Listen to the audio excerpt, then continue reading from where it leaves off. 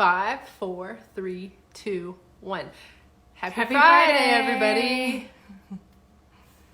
I have my delicious cup of coffee here.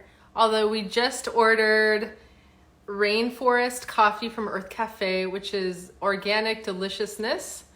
Check them out if you haven't. Earth Cafe. They're in Los Angeles. They're in Las Vegas. They're in Tokyo. Happy Friday, Bill. How you doing? 324 Fines. We're going to talk about negotiation today. So if you have any juicy tips you want to share with us, we will be really happy to learn from you as we have been doing. Good morning, InstaShop NYC. How you doing this morning? How's NYC doing? Yeah, how is New York City doing? How's everyone feeling? What are your plans for the weekend? And the long weekend, actually. Yeah, and the long weekend. No, so the Gardner, I'll interrupt our video. Yeah, negotiating with lowballers. Yeah, we're going to have a discussion and we're going to ask for your participation, if you don't mind, in the comment section. We want to know what you guys say to these lowballers. These lowballers. So I think our gardener is coming to do our lawn. So how do we handle that? You may want to respond to the gardener really fast. Because it's going to be crazy. The dog's going to bark. This is going to be a disaster. All right, so InstaShop NYC said, hi, I just moved to CT last August. Connecticut? Mm-hmm. And then 324 Fines said, going to look at 2 houses today and some awesome news soon to come. Uh-oh. The anticipation is killing me already. How exciting, though, Bill. You guys are going to look at houses? How fun. That's always super duper fun. And happy Friday, Mrs. Taylor 503. Just wanted to put out there, if you guys have any questions that you want us to share or comments, we can go ahead and click on the little question mark stickers on the bottom of the screen and we will post them so everyone can see it.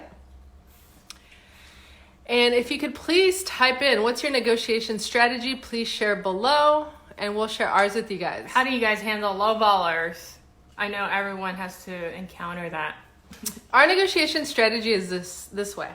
So basically, we price items about 15 to 20% higher than what we actually are okay selling the items for. So that's our that's our negotiation strategy. So if anybody negotiates, like way below that, like they want 40% or 30% off, most of the time it's going to be a no, but depending on how our sales are doing, we might accept that as well. So it fluctuates. Bill from 324 Fine says, what are your long weekend plans? Well, first of all, we're going to watch Back to the Future 2 tonight because we watched the first one.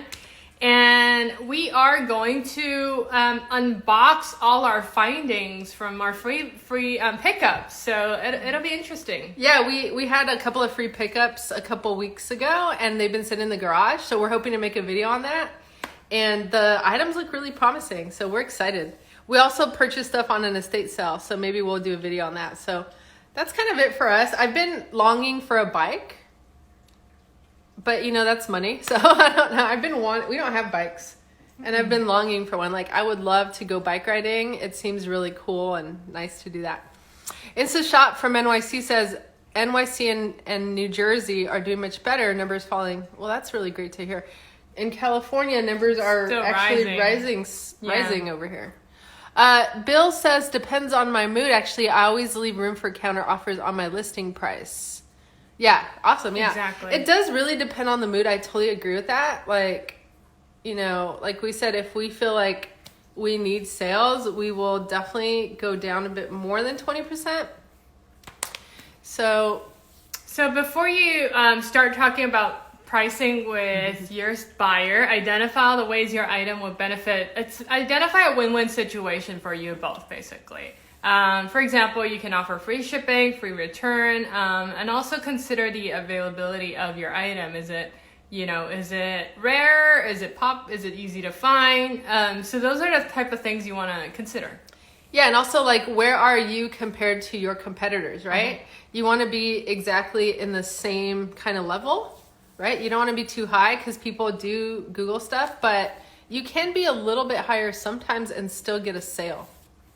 So we're going to go through and like talk about like as a seller, how do you negotiate? And as a buyer, how do you negotiate?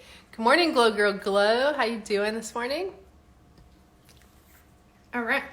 So as a seller, and I'm sure everyone, not everyone, but a lot of you probably know this already, never be the first to suggest a price. So how do you respond to this? Write it in the comments below. What's your lowest price? How many of you have gotten that from a buyer? What's your lowest price? We get that a lot. And well, I feel like everyone gets that. Yeah. Have you guys ever gotten that? What's your lowest price?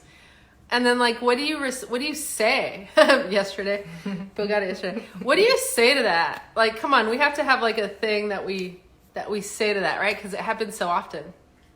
Do you have a thing you say to that, Michelle? Oh, I'm not good at this. I always, okay. I mean, we always say like make an official offer, but True. In the past I would just be like, okay, I'm okay with this price, But Marina is a negotiator. Yeah, I mean, I love the negotiation game. It's like my favorite. But I saw yesterday somebody asked them, what's your lowest price? And his response was, what's your highest price? And then they offered $60. And then he said, oh, I would have gone down as far as $55. So that's where the profit is right there. I think usually I do say something like, oh, can you please make an offer? But I think I'm going to start saying, what's your highest price? Or what's the highest price yeah, because why not, right? What's the highest price you're willing to pay? That's a good one to put on there. And good morning, Trish Van 99. So InstaShop NYC says, please use the offer button to negotiate. 3245 says, I let it sit for an hour, then ask them for a price. That's a good one. I know, right? That was a good one. Mrs. Taylor 503 says, good idea to answer a question with the question. Yeah, for sure, right? All right, so we're going to go through some situations from us as to how to respond to an offer. And Marina, I have to say, she is a negotiator here, so she's very good at this. And so let's go through and look at what happened. Different scenarios. So we have some scenarios we're going to show you guys. So this one happened, I think, a couple days ago. The men's shirt, it's a cute little pride cat with sunglasses, brand new with tag. We were having a conversation outside of Poshmark on this one. He really wanted the shirt, and he said, hey, I'm going to make an offer. And then it's so funny because he said, if you don't like my offer, you can counter. I might pay that price because I really want the shirt. So he offered $18. As you can see, the original price of the shirt is $28. And Michelle lets me do some of the negotiation sometimes. So I countered at $22. Why? Because, and I'm telling all of you guys out there, all of you know now, when we price a brand new t-shirt at $28, the lowest we would like to accept on that is $22. We don't want to accept $20 or $18. Michelle said, yeah, never mind. I'll just leave it at that. So anyway, he accepted it, right? So listen to your buyers, they will let you know what they're willing to pay. So this one is a brand new motorcycle graphic tank top that is also listed at $28. They countered at $20, and at that time we accepted $20 for it. So the key is always accept reasonable offers. If they're reasonable, we should just take it and not be greedy. Yeah, and again, like Bill said, it depends how you feel. We do that too, depending how our sales are going. If items are like flying off the shelves, we have more leverage. But with the situation now, because honestly, yes, people are still buying, but a lot of people are unemployed. So things are a little strange now. And we're, if we are filling it, we might go a little lower. So here is another example, and this is on eBay. We have this vintage newspaper that is listed for $50. Actually, I'm sorry. Let's list it for $60, and the buyer offer $50, and that's a pretty reasonable offer. And in addition, eBay, when you respond to an offer, you can write a message. Actually, it's quite nice. So our recommendation is always respond with a message as to why, let's say if you're counter offering, as to why you want to counter offer and the reason why you need to justify your counter offer price. Yeah, like I think what she means with that is on our eBay store, we sometimes have really nice sales. Like we'll do like 20-25% discounts, which is pretty darn high. And then people will still go in and offer lower than that. And so when we've hit our pricing discount limit, I'll usually respond with, hey, I'll give you this price. Please keep in mind, I've discounted this much so far. And then I'll say something really nice about the item. Like, this is in extremely good condition. It's a rare item. It's a really nice piece. And, 50% of the time or even a little higher, they will buy it. Mm-hmm. They know it's a good deal. Yep. And so this is a lowballer offer. You handle this. You want to talk about it? Sure, yeah. This one's crazy. We just put these up recently. They're brand new Levi's 511s, slim fit jeans for men. They're really popular right now. We posted it at $38. Now, we did our research. Nowhere on the internet can you buy these brand new for $38. So we're pricing a little bit below the going rate. And then they offered us $11 for the pants, which we cannot do because we would be losing money on these. So, anyway, so we countered at 32, which was actually incorrect because we're still not really making money off of that. So, and he declined. Yeah, and he declined. But so basically this is a weird one because our prices of those jeans now are at the going rate, which is $45. And the lowest we could take on those is $38. So we kind of made a mistake on that, on the pricing there. But anyway, low ballers are low ballers, right? And they're going to decline. They want to get like a really good deal. $11 is crazy. You can't find that anywhere. This is another scenario. This was on eBay. And it says here, sense how bad the buyer wants the item. So if someone keeps asking questions and they're investing a lot of time, they might really want the item, right? So be reasonable with your offers on that one because you might get a sale.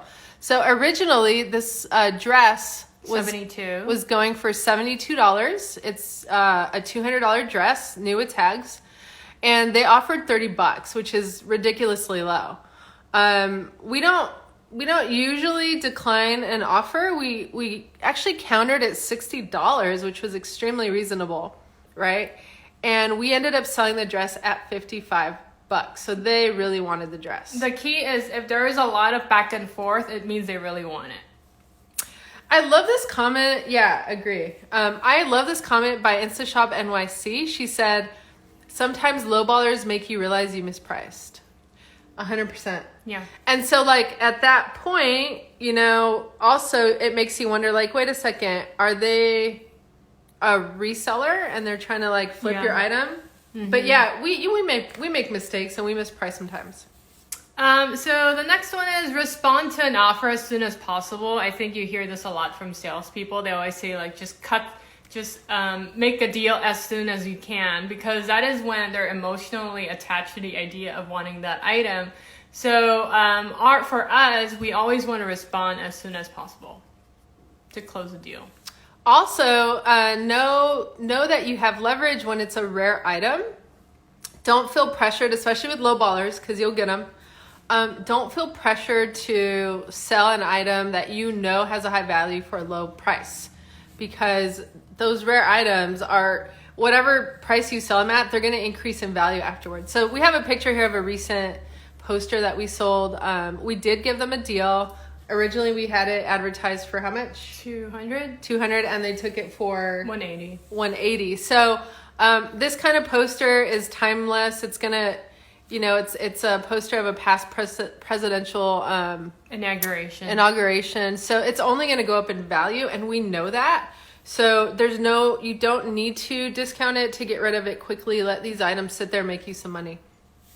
And the next one is, we all are preaching this, have seller integrity, know your boundaries. We don't need to please all buyers. So I know that sometimes we want to make a sale, but you know, as soon as you lower your price, you also kind of devalue how you work as a shop. So, and also Poshmark shows how much discount you give people. So if you give a big discount, people can see it. Yeah, and we have another live where we talked about pricing. So check that one out. So yeah, no matter what, you don't want to go down to the low baller price because you're not going to make any money. And at the end of the day, we're in this to earn a living, to make money, right? Good morning, Posh Latino. Good morning, Thrift Reseller Repeat.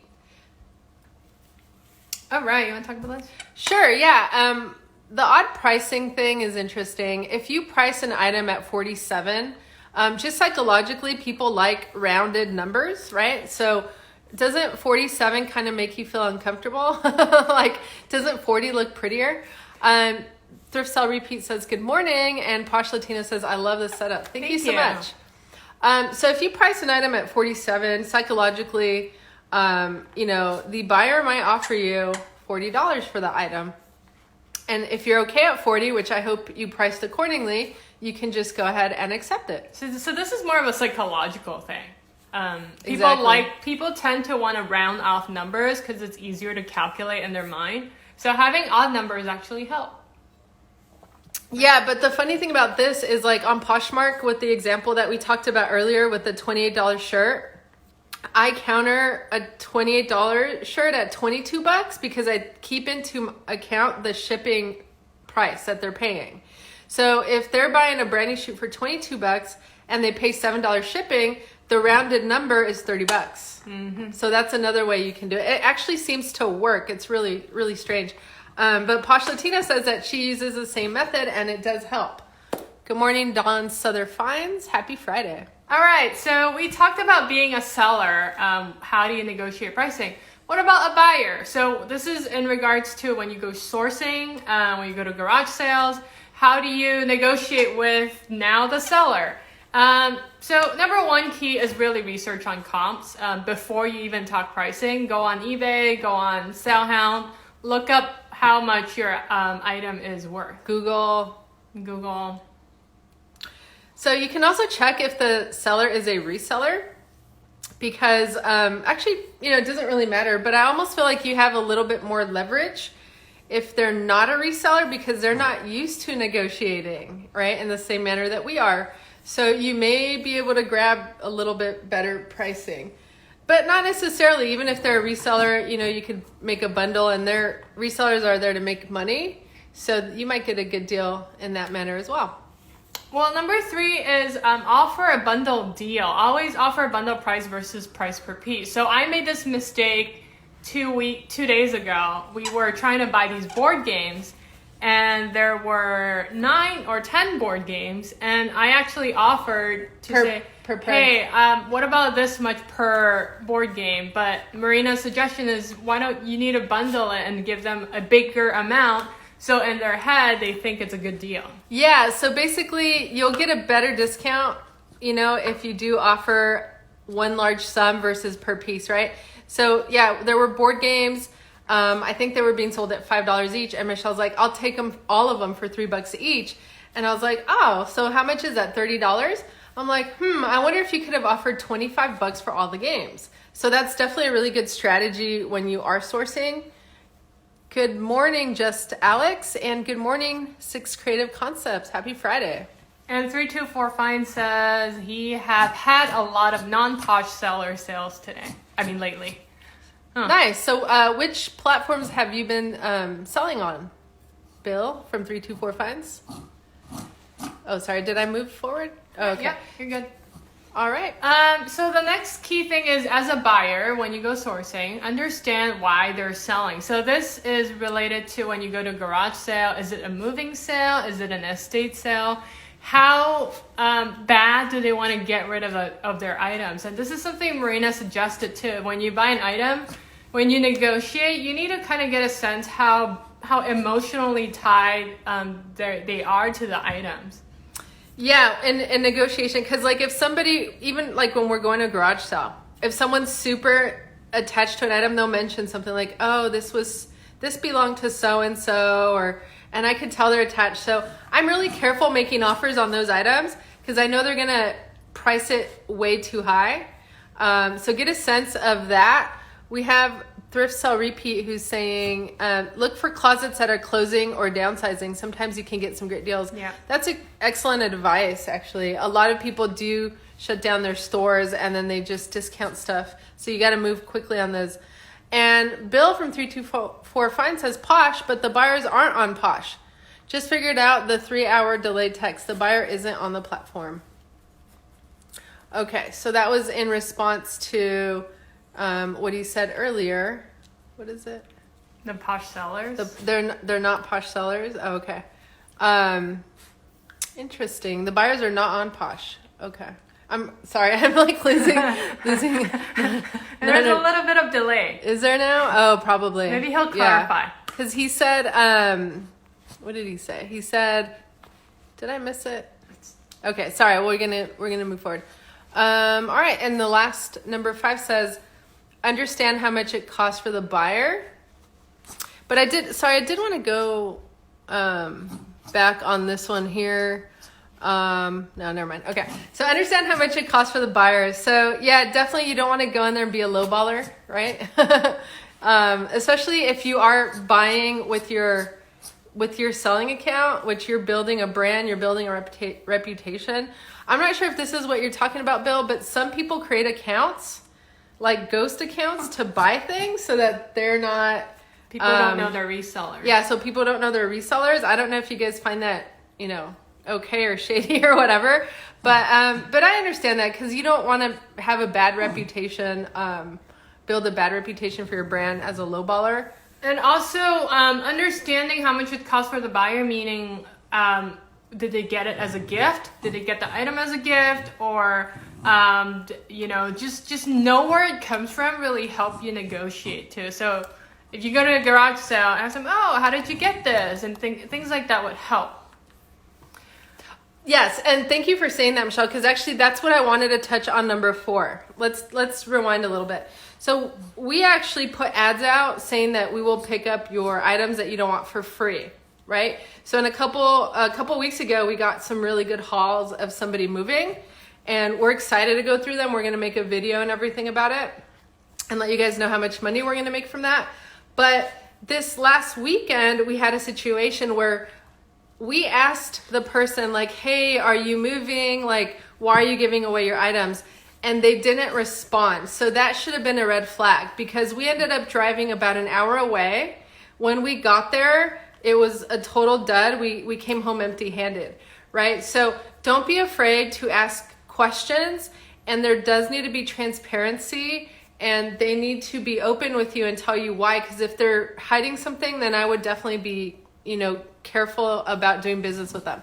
So Bill said when you try to place the item as shipped, sometimes you get that panel that says you can't ship that for 3 hours. I got 3 guest 3245 sales yesterday. That's interesting. Oh yeah, we got a guest sale yesterday too. What's that about? I don't know. So I wonder if Poshmark has a new feature where you can buy as a guest now. Sometimes they don't even send you the label immediately. Like I have to wait for a couple hours. Maybe that's what's happening with you, Bill. Interesting. Good morning, Noel from King Arthur Curry. How you doing this morning? So do you guys have any questions about negotiation? Do you have any tips that you want to share with everyone?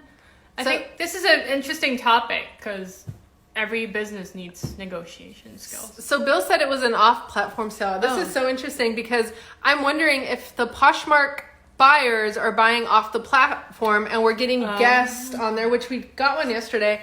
My question is can they negotiate? Can they negotiate off-platform? That's my question. Yeah, I don't know. Yeah. That's interesting. You brought that up. Thanks for bringing that up, Bill. But we did want to share this picture here. Yeah, because there's always someone willing to do it cheaper, right?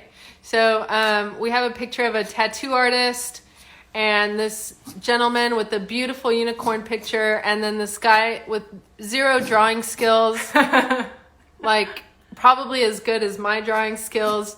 It doesn't look anything like a unicorn, right? Yeah. So, at the end of the day, there is There are people that are going to sell your items cheaper. That's just the bottom line, right? We're in California. Things are expensive here, and we're always like shocked when we see things being sold at such lower prices compared to where we live.